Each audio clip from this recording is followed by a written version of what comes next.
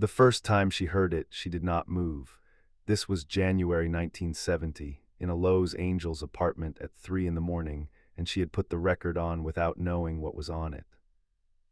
This happened sometimes. She had accumulated records in the specific way that people who care deeply about music accumulate them, through recommendation and impulse, and the generosity of people who understood that bringing her a record was not a casual gesture, but something closer to bringing her a language she had not yet learned.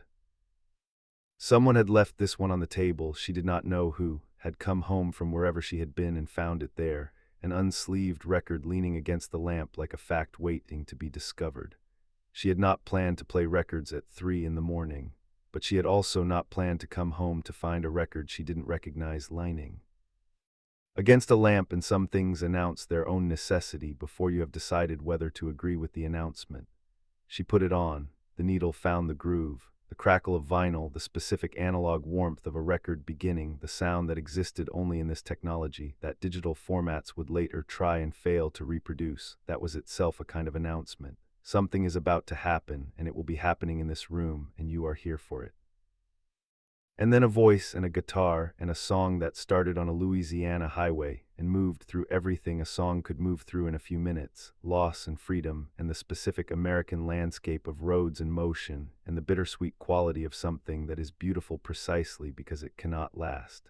She stood in the middle of the room. When the song ended, she did not move for a moment. Then she walked to the record player and lifted the needle and set it back to the beginning. The song was Me and Bobby McGee. The voice on the record was Roger Miller's. The writer was Kris Kristofferson, who was at that point in January 1970 a songwriter of growing reputation, but not yet the figure he would become. A former Rhodes Scholar and Army captain turned Nashville composer who had made the specific and unusual choice to give up a conventional career path in order to write songs, and who had been cleaning floors at Columbia recording studios in Nashville between sessions while dropping demo tapes on the desks of producers who might listen. He had written the song in 1969, and it had already been recorded once, the Roger Miller version that Janis was hearing now, and it had circulated in the specific circles where well-crafted country songs circulated when they were good enough to get passed from hand to hand, but had not yet found the recording that would carry them as far as they deserved to go. The Miller version was good. It was a competent and honest rendering of a beautiful lyric by a skilled vocalist who understood what he was singing. It was not the version the song was waiting for.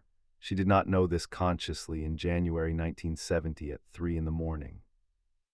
She knew it the way you know things before you know them, in the body rather than the mind, in the specific quality of the recognition that arrived with the first verse and deepened with each subsequent one. She did not know that no version of this song had yet been the definitive version.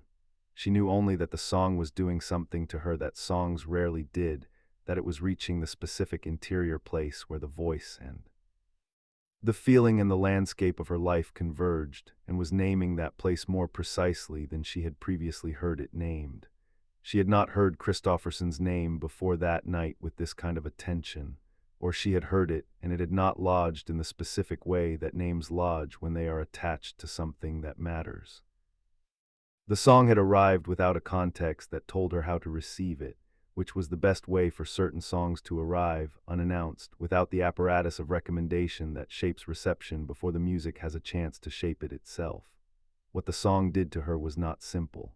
She would spend considerable time trying to describe it, in conversations over the following weeks and months with musicians and friends, and the journalists she trusted who kept things off the record when she asked. She would describe it differently each time, not because she was being inconsistent, but because the thing the song had done was resistant to single descriptions and required multiple approaches to be partially captured. She said, "It felt like the song had been waiting for me." She said, "It's the most honest lyric about freedom I've ever heard because it understands that freedom and loss are the same thing." She said, "The specific image of Baton Rouge and the Gulf of Mexico, I know that water, that's my water." The Gulf Coast of her childhood, the specific geography of Port Arthur, Texas, the flat marshland and the smell of salt water, and the particular light of the Gulf Coast that was in the song's emotional landscape without the song being about the Gulf Coast, the feeling of it, the texture of it, the specific quality of a southern landscape that was beautiful and slightly Desolate simultaneously, she had left that landscape. She had left it on a March morning in 1966, driving west on I-10 with $40 and the necessity of departure. She had not gone back in any way that counted. She had visited the family, the obligation, but going back and returning were different things, and she had not returned in the sense of finding her way to the person she had been before the leaving. The song went somewhere close to that person.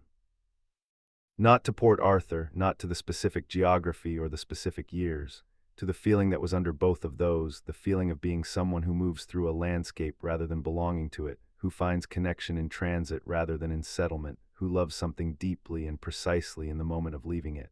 Baton Rouge, the song said, and Me and Bobby McGee. And freedom's just another word for nothing left to lose. She stood in the room and the song ended and she lifted the needle. She set it back to the beginning. The second time she heard it, she sat down. Not on the sofa, on the floor, in the middle of the room, with her legs crossed and her hands in her lap, the way she sometimes sat when she was listening to something that required the full of her. The record player was across the room and the sound reached her from there, not close up and not distant, the specific volume of someone who has set the level for private listening in a room late at night. She listened to the specific quality of Kristofferson's lyric. The construction of it, the images that were concrete and geographic, the highway and the Louisiana setting and the windshield wipers, and then the turn, the opening up of the specific emotional territory that the geography had been standing in for. Freedom's just another word for nothing left to lose. The line that was both the saddest and the most liberating thing she had heard in a long time, that contained both things simultaneously without choosing between them, that understood that these were not opposites but expressions of the same thing from different angles. She had been singing about this for years, not in those words. In the specific words that blues music used, and rock music used, and the tradition she had come from used, the language of the feeling without the specific precision of Kristofferson's framing.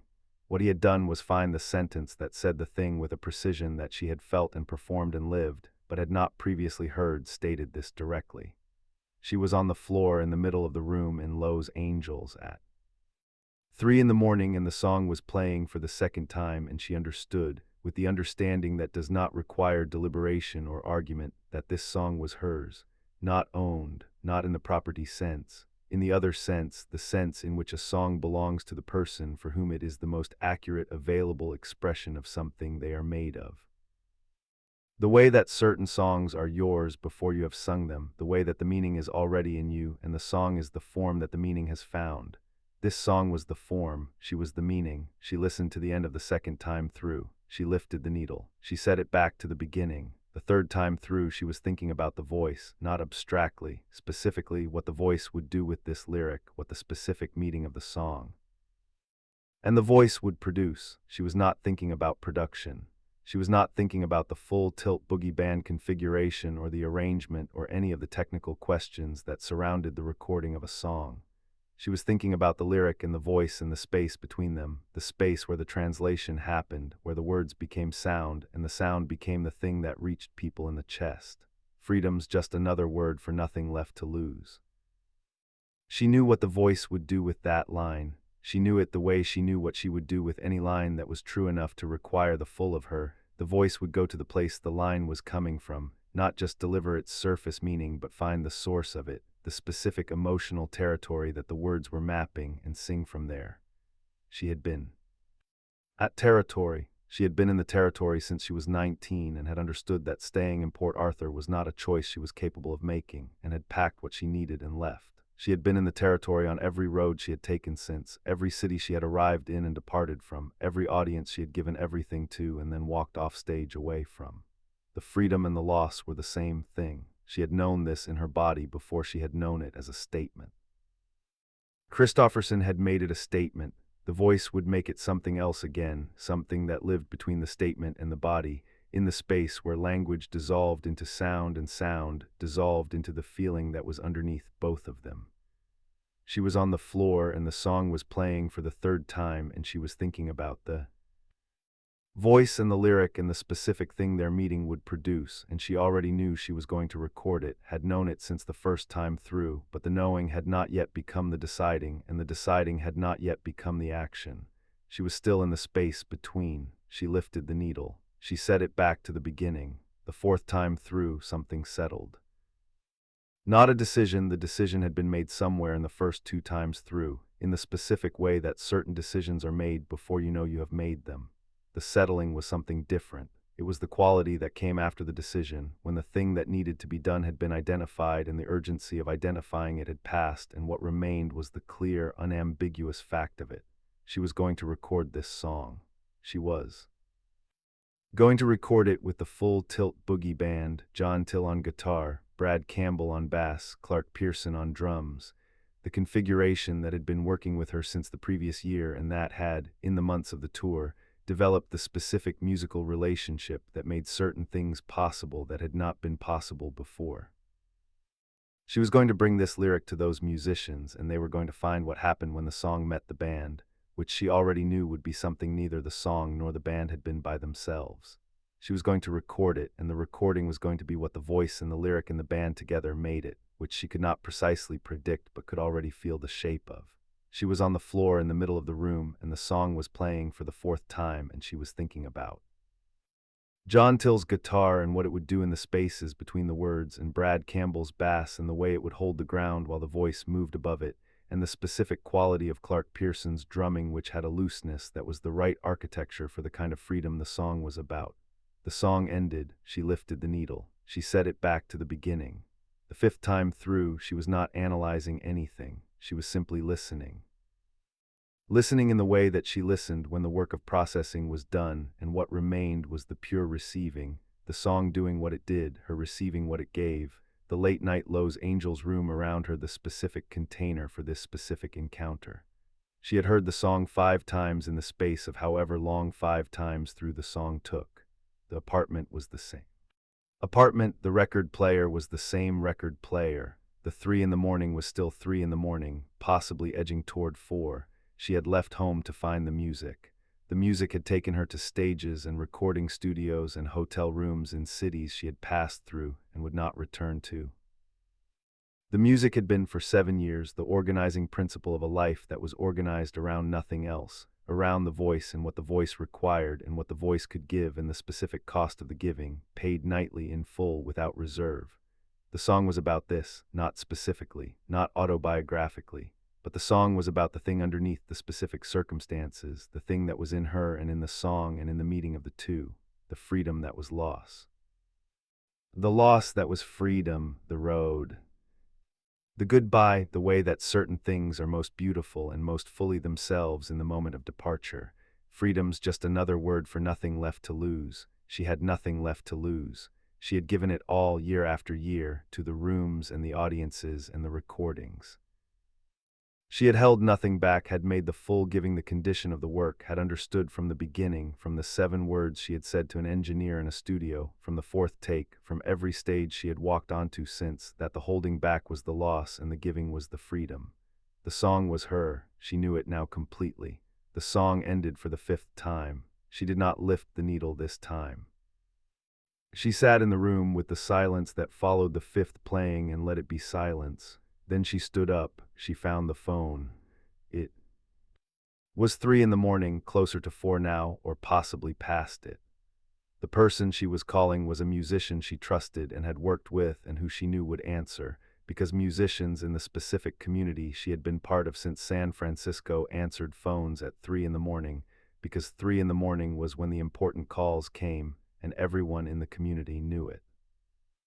The musician she called was someone who had been in the room for the full Tilt Boogie sessions, someone who understood what she was trying to do with the music at this stage of doing it, who had the specific kind of musical intelligence that was both technically capable and emotionally attuned, who could hear what she was describing without needing her to describe it in technical language. She trusted him with the song before he had heard the song, which was the specific quality of trust that made the call possible at 4 in the morning. She dialed. He answered. She said, "I need to record this song." She gave him the name Me and Bobby McGee Kristofferson on the Roger Miller record. He knew it. The song had been circulating in certain circles since its release, had been covered once or twice, was being talked about in the way that a well-crafted song gets talked about before it has found its definitive version. He knew it as a good song. He did not yet know it as what she was calling it at 4 in the morning to say it was. She said, "Not yet, it isn't." He understood what she meant. Not yet meaning the version that exists is not the version. Not yet meaning the song has not yet been what it is going to be. Not yet meaning I am the version. He said, when do you want to do it? She said, as soon as we can. She was thinking about John Till as she said it. John Till's guitar, the specific quality of his playing which was blues-rooted and emotionally intelligent and capable of the kind of space-making that a lyric like this required, not filling every gap but knowing which gaps to leave and how to inhabit the ones you filled. She was thinking about Brad Campbell on bass, the steady ground of him, the way he held the floor so the voice could move above it freely.